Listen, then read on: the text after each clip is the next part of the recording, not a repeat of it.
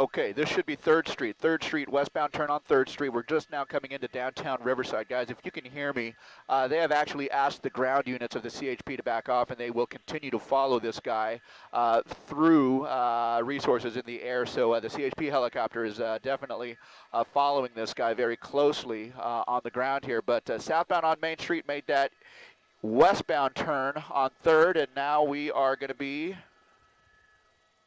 back westbound through a residential area here, and just kind of weaving in and out, making left turn, right turn in the residential area. This is just on the west side of Main Street in the residential area. We're just on the north side of downtown Riverside, and that's kind of where we are at right now. And this guy, literally with no one behind him now, it's just a matter of the CHP helicopter overhead being able to track him, and they have asked that because they do not want to antagonize a potentially dangerous situation. This guy has already exhibited some erratic behavior, and so okay, it looks like he's going to stop.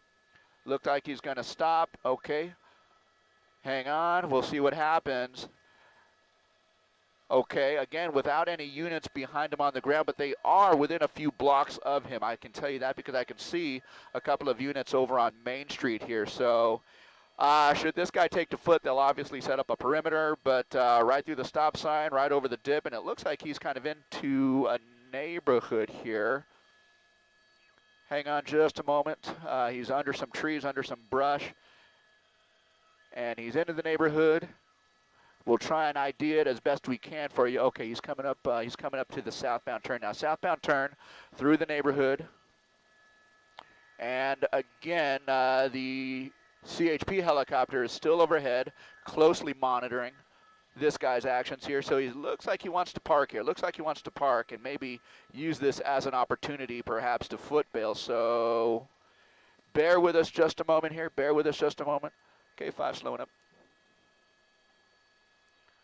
Okay. I can tell you that the CHP helicopter overhead is likely trying to call the streets out to units on the ground so that they can move in to a little bit closer position here and maybe get into a position where they can take this guy into custody. But it looks like for now he has actually just parked the vehicle. So I've got you. No problem. I've got all three of you here. Okay.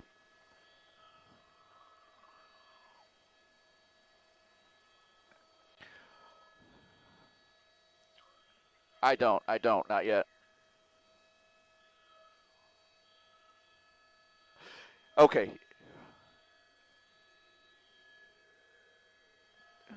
What do you got, Rich? Yeah. Okay, guys.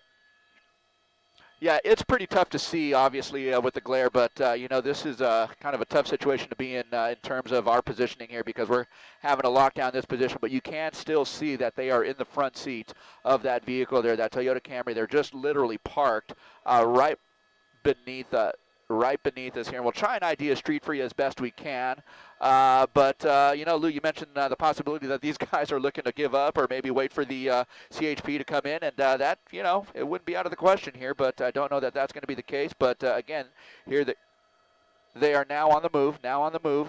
And these guys are traveling eastbound. And so just under the cover of trees, let's see what happens.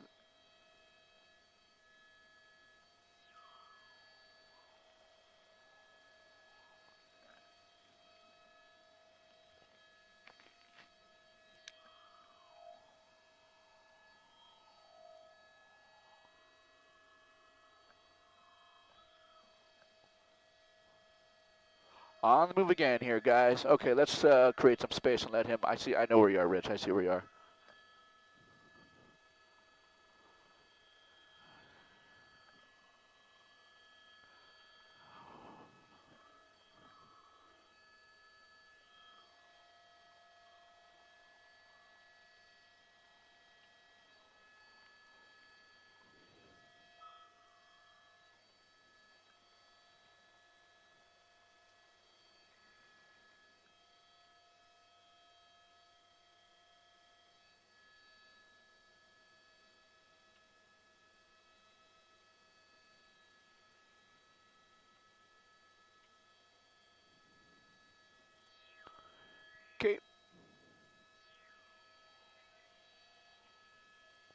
Okay, here we go. Mission Inn Avenue. Mission Inn Avenue near Mount Rubidoux is where we are at. Okay, guys. It's kind of moved out of the that area here. Now we are moving westbound on Mission Hill Avenue. Mission Hill Avenue. It's just on the north side of Mount Rubidoux here. And again, moving at a pretty fast clip at this point. You can see that, they took a little bit of a break there and waited until units got, we presume, relatively close, and then they were on the move again. So there we go. Again, we're now moving into kind of a mixed use, more of a residential / commercial area here in Riverside. We're just on the south side of the 60 freeway, and we're just kind of moving. Again, at times he moves, at predictable rates of speed, but then he kind of speeds up and does stuff like this, and it's hard to know exactly what this guy is going to be doing here, but you've seen him go right through red lights. You see him go right through stop signs, into cross traffic, so into the path of oncoming traffic. So it's very dangerous, some of the things that we're seeing from this guy. But again, we're now just traveling eastbound, and we continue to travel on Mission Boulevard here. Mission Boulevard parallels the 60 freeway over on the south side, and that's kind of where we are right now. And it looks like this guy just is doing everything possible to avoid having to give up at this point here. So it's almost as if he's taunting, the people that are following him, and, he'll lure him to a spot where he will actually slow down and stop, and then he gets on the gas and goes again. So, yeah, hard to know what's going on there, but it looks like he might have busted right through the red light there. But, again, we are on Mission Boulevard here, just below the 60 freeway, traveling right now probably 30, 40 miles an hour, but without any fear, he has reached speeds of up to 100 miles an hour. So very unpredictable at this point here, guys.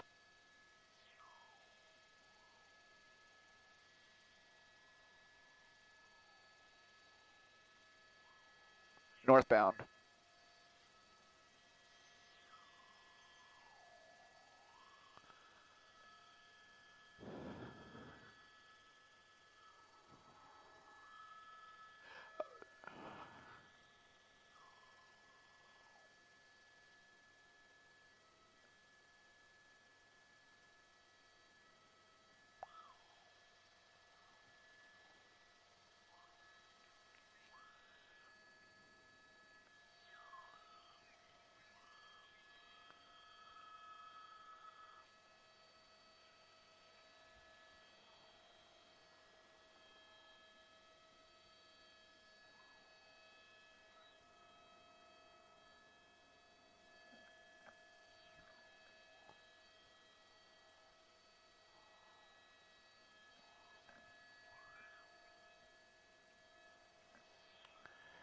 Yeah. It looks like he's hit kind of a culvert, kind of a wash here, just on the north side of the 60 freeway. He's put himself into a little bit of a neighborhood here that, if the CHP resources were a little bit closer, they might be able to pin this guy in.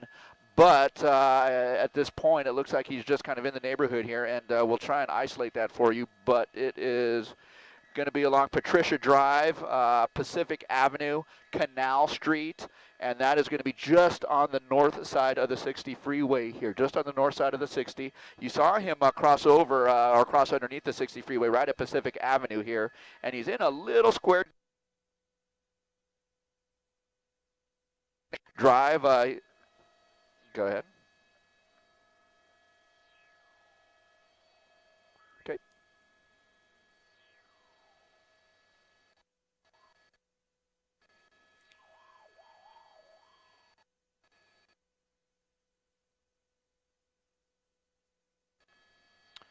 Patricia Drive.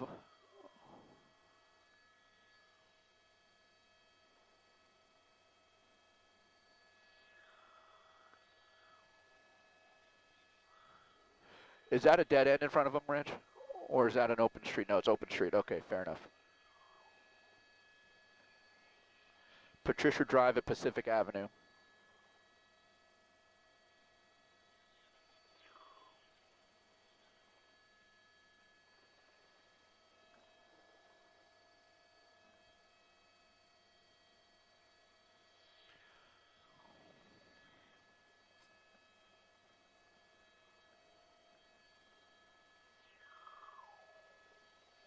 Okay.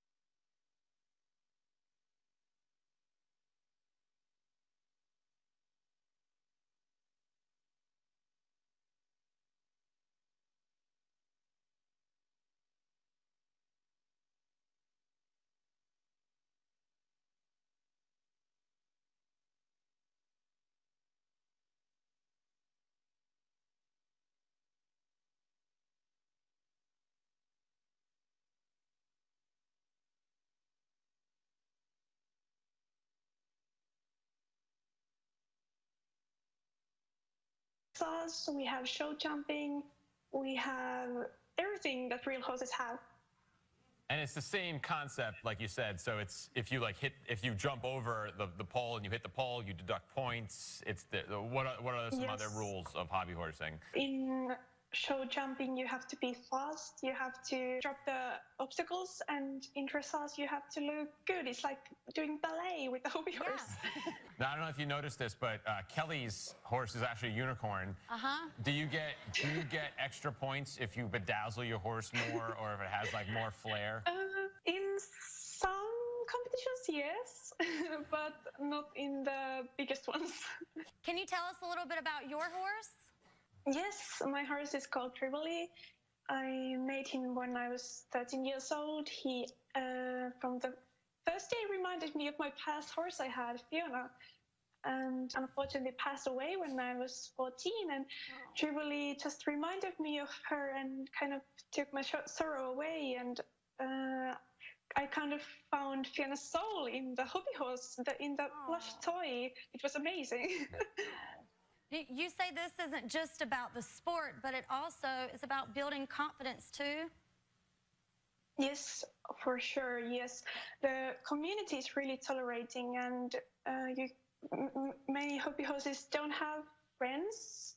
And when they come to the community, they will find people that are open-minded and like the same things they do.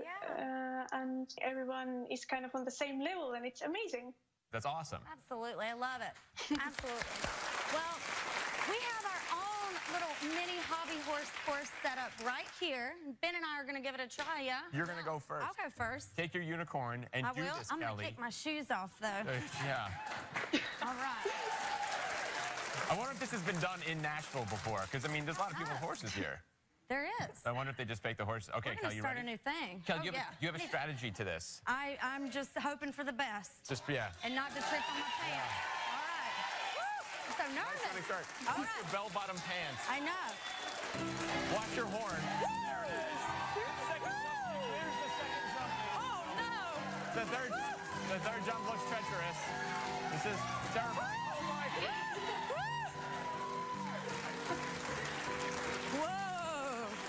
I hope.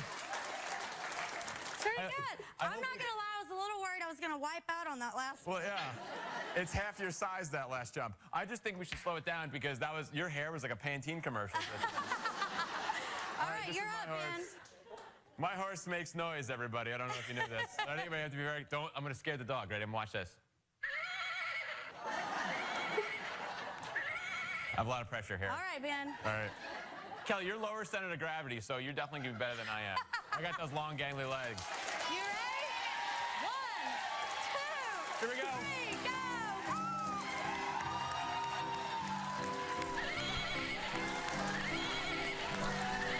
Whoa, whoa, whoa, whoa, whoa. My gosh, it's okay. Here we go. And then dressage.